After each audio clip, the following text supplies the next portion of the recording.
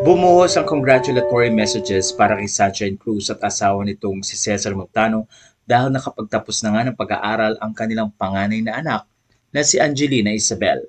Ayon kay Sunshine, "One down, Angelina. We are so proud of you. I've always prayed for this. Keep shining and we will be by your side all the way.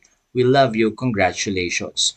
Doon ay bumuhos din ang congratulatory messages mula sa mga kaibigan ni Sunshine. Narito naman ang post ni Angelina Isabel sa kanyang Instagram. "Filled with so much gratitude, what an honor it has been to learn, grow, and graduate. Angelina Isabel Cruz Montano, Bachelor of Science in Marketing Management, Class of 2025, De La Salle University, Manila." Sa puntong ito ay marami rin ang natuwa at na-touch nang bigyan nga ni Cesar Montano ang kanyang anak na si Angelina ng flowers sa graduation day nito.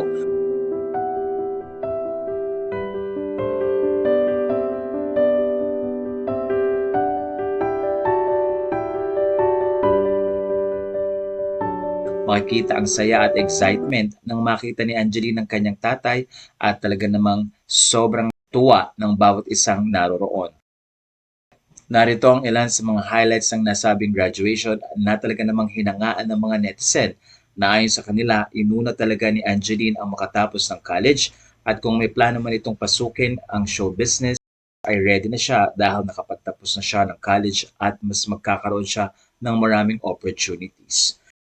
Naging inspirasyon si Angelina sa maraming kabataan dahil sa kabila ng kanyang opportunity na pumasok sa pagiging artista ay inuna pa nito ang makatapos muna ng pag-aaral. Kaya naman mula dito sa Pinoy Showbiz Latest, congratulations Angelina!